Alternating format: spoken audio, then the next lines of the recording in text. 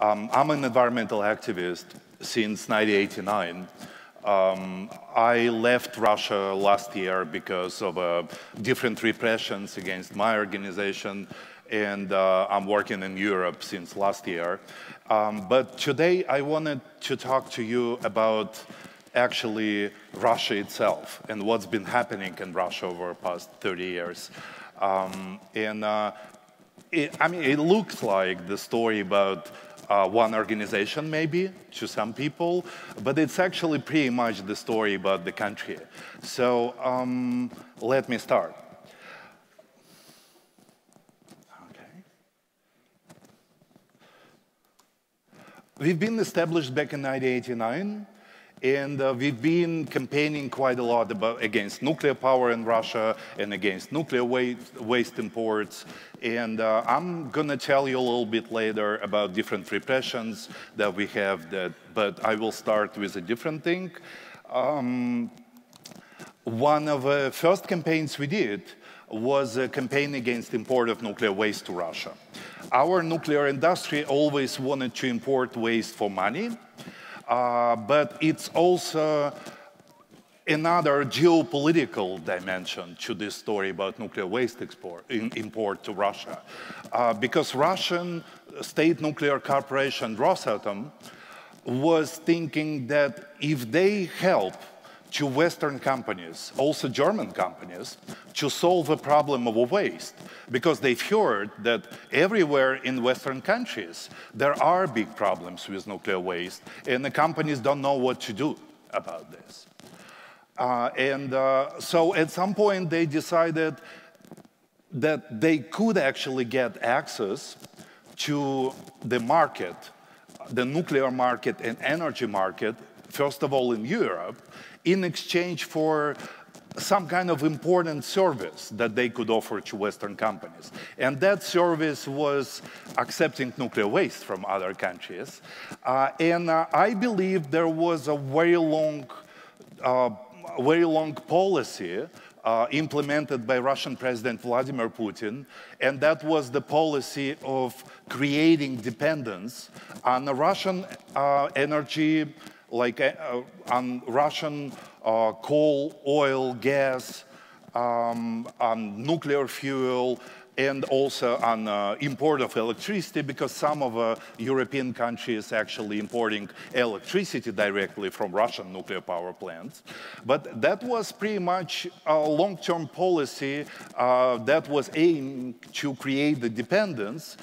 And the dependence was obviously needed, as we understand it today. It was obviously needed just for one thing, that when Vladimir Putin finally goes to re-establish Soviet Union and take back all those lands, like in Ukraine or Georgia or Armenia or somewhere else, then countries that dependent on Russian fuel and the Russian energy would not really say much about it. They would pretend to ignore. They would pretend that nothing really happening. It didn't work well, as we can see today in case of Russian invasion in Ukraine. But that was obviously the goal. As a Russian, I have to say that I totally opposed to war in Ukraine. I think it should be stopped immediately. And I think Russian troops should go out of Ukraine and let Ukrainians be free in democracy.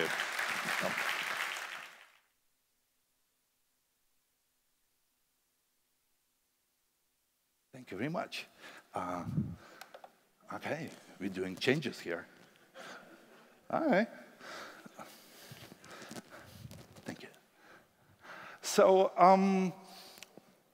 back to our campaigns. We did a lot of campaigns on nuclear waste, and that was our first anti-nuclear campaigns in Russia, for the reason that there was government, and since 20 years ago, 22 years ago, there was Vladimir Putin regime, but at the same time, and they were okay to import nuclear waste, like, because, as I said, I think there was some kind of idea behind it that they will create dependence in the Western world and the Russian services, like accepting nuclear waste. But on the other hand, Russian population was always opposed to it very much. And if you ever do public opinion polls in Russia, you would see over 90% at any time. It doesn't matter when, it doesn't matter what consequences, doesn't matter what's happening in politics. Over 90% of the people living in Russia would always say no. And if here in this hall, any people think that Vladimir Putin regime is sort of like maybe satisfying some kind of needs of Russians and it's strong because Russian people really support it, that was not the case with nuclear waste, never. People were always opposed, and my organization and a few other organizations, we've been trying to stop the whole thing, and we've been successful with it sometimes, but I mean, government and Vladimir Putin never really cared what Russia wants. They always had their own agenda. We've been stopping waste coming from Bulgaria in 2000 and 2001. We've been stopping nuclear waste coming from Hungary in 2004 and a bunch of other countries. But one of our, I think the best campaigns was in Germany. That was 2005 till 2009. And in some way, it still might be going on in the future, but that was the campaign against transportation of waste from German facility in Schönau. We learned about it back in 2009, and back in 2005, sorry, and I went to Münsterland and then later to a few other places in Germany, and this is how we actually met with Kerstin, because we were doing a tour about all this thing. Not people in Russia, not people in different countries like Germany or around Europe. Nobody actually knew that this business of Yurenko sending waste from Schönau to Russia, nobody knew it exists. Everywhere we were going and telling people about it, people said, well, we never heard of it, how come? So we did a lot of outreach in Germany and in other countries around Europe, and there was like a really, really huge protest movement in Russia that we succeeded to build. And we stopped it back in 2009. And just to give you a better idea about what we're talking about, here's the pictures. You can see on the right side how the waste of uranium enrichment from Schönau transported in Russia. On the left side, how it's transported in Germany. In one case, you see it's covered. In the second case, in Russia, you see it's not covered at all. And the Russians don't really care much about safety or security during transportations. And that was one of the things that we criticized very much in Russia, because you cannot even see any kind of guard. And we're talking about toxic radioactive waste that even just one container like this open up for some reason or destroyed for some reason, or, I mean, let's say there would be just railroad accident. It could just, I mean, the waste in just one of those containers could kill people at the distance of 30 kilometers from the accident. And here you can see how Russians, you know, behave about safety and security. They don't really care. They just transport it like this. To Siberia, it takes a few days. Those are different places where German waste been coming through the last, well, more than 20 years. And most of it in Siberia. I mean, one place is in the Ural region, close to Yekaterinburg. And this is where they've taken it. That's so-called closed cities. Closed cities, we still have them after Soviet Union. Those cities being formed around military facilities, not necessarily nuclear facilities. It could be just facilities doing like missiles, but not necessarily nuclear missiles. And we still have few of those closed cities in Russia. It looks like the town there could be 10 or 20,000, there could be 100,000 of people living in the town, and the entire town would be behind the barbed wire. And the secret services are basically controlling the situation in those places. So when we, the activists, saying like, let us go in, let us check out what's the security level, what's the safety, what's going on with this waste, secret services just wouldn't give permission to enter, and you just cannot go like this. You know, you cannot go through the barbed wire because, well, you will be arrested, or in the worst case, you could be killed. I mean, people who guarding this thing, they will shoot if they see something suspicious. Those are the places where German waste been going for quite a long time. And that was very convenient for Urenco because, you know, you couldn't really get an information about how waste really stored there. But here is the latest satellite pictures from Novorossiysk, where German waste been going just recently in 2019 and 2020. You can see a lot of containers, like probably many thousands of containers stored under open skies. And part of those containers corroded, and there is actually a danger of releasing all this toxic and radioactive waste to the environment, but, well, Russian government doesn't really care. Here is a couple of pictures that I brought to you about different protests that we made. One of those pictures is a blockade of a German embassy in Moscow that we did actually jointly with German activists. We brought them to Russia for this. And other pictures are about people protesting in different places. We had about 30 cities involved in the protests back in 2005 till 2009. And in 2009, we won this campaign. The nuclear industry stopped transportations of the waste, and they said, in Russia, they said, we will never ever again import waste from other countries. That was said publicly by the chief of Rosatom at that time, Sergei Kiriyenko. And today, Sergei Kiriyenko is working in the administration of president, and he's one of the main guys in charge of a war in Ukraine. So that's really like one of the closest guys to Mr. Vladimir Putin in Russia. And so he said back in 2009 that they started to import waste for the reason that they didn't have money. We had very bad situation in the 90s. There was economic collapse. Nuclear industry needed money to keep up, you know, safety at the nuclear plants. So that's why they started to do this. But he also said, like, we will never ever do this again. We now are rich state corporation. And that was like that, and we were happy about it, and that was going on like that until 2019, when we learned from a German media that they're doing it again. And we asked them, so why do you do this now? What's happening? And they said, you don't understand. This is a valuable resource. We're taking the waste from other countries because they don't understand it. They don't know how to deal with it. We know how to deal with it. And we asked, okay, so what are you going to deal with? What are you going to do with it? You know, there is another like 16 to 19,000 of tons of uranium waste that's been transported to Russia back in 2019 and 2020. And we asked them publicly, okay, guys, so what are you going to do with it? We cannot really find any kind of policy paper published in Russia by nuclear industry that actually saying what's the plan about this waste. If it's valuable resource, then what are you going to do with it? Show us, tell us.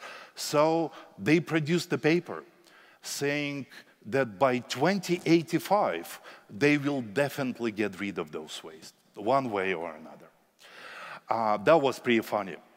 And I mean, right now, so far we're happy because Urenco again stopped one more time after many protests that's been happening in Germany, and even in Russia, we succeeded to organize protests in 30 different cities and towns around the country, even if there was a pandemic, even if Russian government said no protests to the pandemic, they were arresting everyone who's going on the street and protesting against this waste. But I mean, people were still going.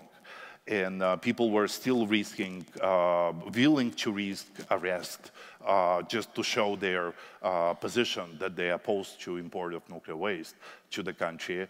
And yeah, in 2020 it was stopped again, but I think even if Yurenko today is saying we canceled all cooperation with Russia, I think it's not that simple.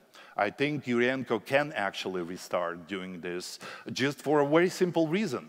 If they don't stop sending waste to Russia, then they would have to keep it in Germany. Then they would have really big trouble about disposing those waste, and they would have to pay huge amount of money, which will make their entire activity probably not so much profitable. And that's why I think if they have a chance in the future, they will still try to send waste to Russia. Moving from waste to other things we did, I think we did a big campaign against nuclear reactors. We actually the only Russian organization that succeeded to stop construction of new reactors in Russia in this century. Back in 2009, there was the construction of a nuclear power plant near Kaliningrad. Basically, on the border with European Union, the construction was started. There was 2 reactors under construction in Kaliningrad, and the whole plan of building these reactors and building the grid for it, that was about 9 to 10 billion of euro. That was the cost of the project. And again, I mean, it's actually very interesting that in Russia, anti-nuclear activity is not just anti-nuclear activity. It is also a fight against geopolitical course of Mr. Putin. Because, for one very simple reason, I mean, for us, that's the fight against dangerous nuclear waste, or to prevent nuclear accidents, or to save money of the taxpayers that could be used for something good instead of nuclear. But for Vladimir Putin and his state corporation Rosatom, that's purely an instrument of political influence. I will tell you just one thing. Let's pretend there is a country like Egypt or Bangladesh, very poor country. Russia's coming there and saying, okay, you don't have enough electricity, that's why you're poor. We will build you nuclear reactors here, you will have enough electricity, people will get rich, and we will even give you money for this. We are able to give you a loan of 10 billion euro if you agree to build nuclear reactors here. And of course, people in Bangladesh saying, yeah, sure. I mean, they wouldn't get this money anywhere else, ever, for any kind of project. So Russia goes there, build their 2 reactors, and that makes entire country dependent on Russian fuel services, on Russian expertise, I mean, like, well, nuclear fuel, nuclear services, everything you do with nuclear plant for like at least next 100 years. And I think that was the real reason why Vladimir Putin liked nuclear power industry so much. But it's interesting that they, for some already quite a long time, they are not really putting a lot of resources into developing nuclear inside Russia. It was developed to some level, but not very much. But when they speaking about contracts in other countries, this is where they put money. Our research shows that during the last couple of decades, or even smaller than this, that was a little bit more than 1 decade, Russia allocated more than 100 billion of euro from the state budget for different projects in the various countries where Rosatom is going to build nuclear reactors. And obviously the main reason is to create a dependence, because Vladimir Putin thinks that nuclear power is a very convenient instrument to create dependence on Russia, and then those countries that dependent on Russia will be sort of behaving politically the way Putin likes them to behave. Yeah, I mean, basically fighting nuclear in Russia is fighting Vladimir Putin geopolitics, which I think is very damaging, and this is what we see today in the Ukrainian war. That's direct consequence of Vladimir Putin course. And nuclear was always part of this course. Nuclear was always an instrument of political influence. And we did a campaign in Kaliningrad. When we learned that they're going to build 2 reactors, it was absolutely obvious why they decided to build those reactors. And that was absolutely geopolitical project of Putin. Kaliningrad region is not connected to the rest of Russia. It's basically inside of European Union, between Poland and Lithuania, on the coast of the Baltic Sea. And Kaliningrad, by 2009, already have a lot of energy produced inside of a region. There was a brand new natural gas power plant that can produce way more energy than Kaliningrad consumes. And so they came up with the idea to build there 2 more reactors that would produce 3 times more energy than consumed in Kaliningrad region, even today. And the whole idea was that they will build the grid, export energy to Poland and to Lithuania, and this is how they make the neighboring 2 Kaliningrad countries dependent on Russian electricity. We've been fighting against it, and it was actually very hard to come up with the idea how we can stop it. Because in Russia, it was already a time when you could not really do a public referendum with the public voting against it. Vladimir Putin changed the law about referendums in order that people in the region cannot decide whether they want nuclear plant to be built or not. That was possible in the 20th century, but not in the 21st century. It was very hard to talk to local government there for the reason that a local government actually liked. There is big money coming, there is a new grid to be built, a lot of energy, they could make a lot of money on the export of energy. And it was really hard to find the approach, how we could do something about it. And what we decided to do is to go to European energy companies and the European banks where Russian Rosatom was going and asking for money to be invested in this project. We had a very good intelligence in Europe. We actually knew where exactly they're going and asking for money. That's because a lot of our friends in Europe have been helping us and giving us this information. So we were able to go to every single bank, every single energy companies, and among them Italian Enel, or a bunch of French companies, or E.ON, RV, ENBV in Germany. We went to all of them. And I'm on banks being UniCredit Bank, Hypofinance Bank, there was Société Générale in France, or BNP Paribas. We went to all of them. And we've been telling them, do not invest money into this project. This project is very bad. And do I have to finish? I have to interrupt. Yeah. Kann man mich hören? Hallo, kriege ich mal kurz Ton? Dankeschön. Entschuldige, Wladimir, wir müssen ganz kurz unterbrechen. Es steht ein Audi mit dem Kennzeichen Lörrach Z85 im Weg und müsste ganz dringend weggefahren werden. Dankeschön. How much time left? Pardon? How much time left? You have to come to the end. Okay, yeah. I like to talk when there is a lot of people. Okay.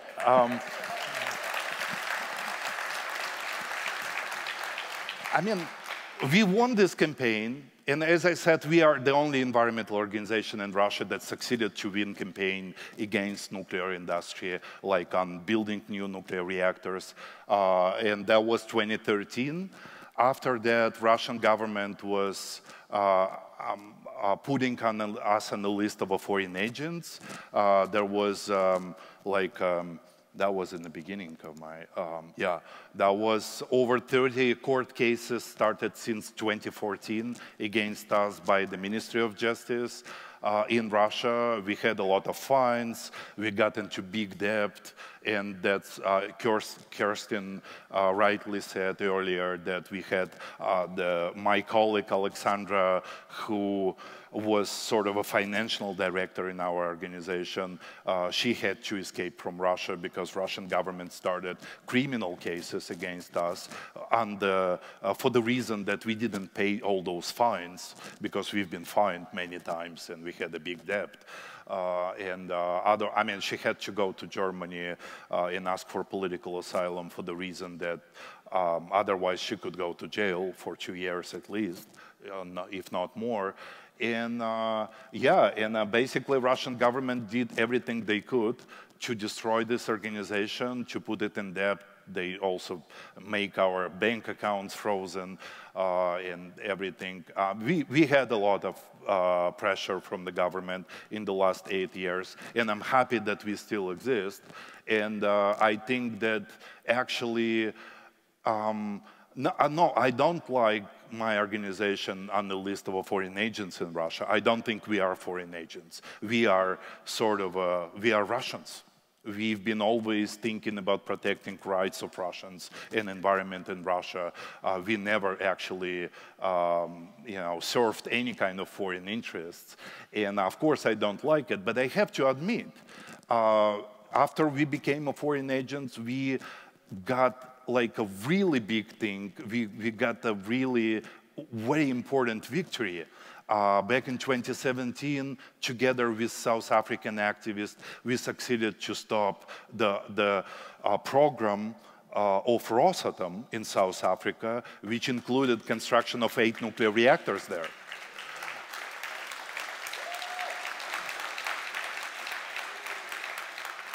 So for the past decade, basically, we stopped the Kaliningrad project, we stopped the South African project of Rosatom, which was together about 100 billion of euro, like this, and we like this. I mean, I think it was worse. I think it was good that we've been fighting. Yes, we had to live with a label of foreign agents in Russia and experience a lot of pressure, but at the same time, I'm very happy that I was choosing this kind of life, and I'm very happy that we succeeded to stop nuclear industry in so many places. And I'm really proud of my organization and my colleagues that we were able to stop Vladimir Putin regime with their geopolitical games in, well, various places on Earth and also in Russia. And I think, well, that was worth it. Next thing we're planning to do is actually to start a campaign here against German company Siemens, along with French company Framatome, that are still, until today, supplying Russian Rosatom in their new projects in different countries with basically computers for new reactors. This cooperation is not broken until today, despite the war in Ukraine, and we think it's completely outrageous. It's like really, I think we should really put a lot of pressure on Siemens and Framatome so they basically stop cooperating with Rosatom, which is the geopolitical toy of Vladimir Putin, and which is actually in charge of a nuclear weapon as well in Russia. And this is where we're going to go, and this is where we're going to stop them next time. Thank you very much.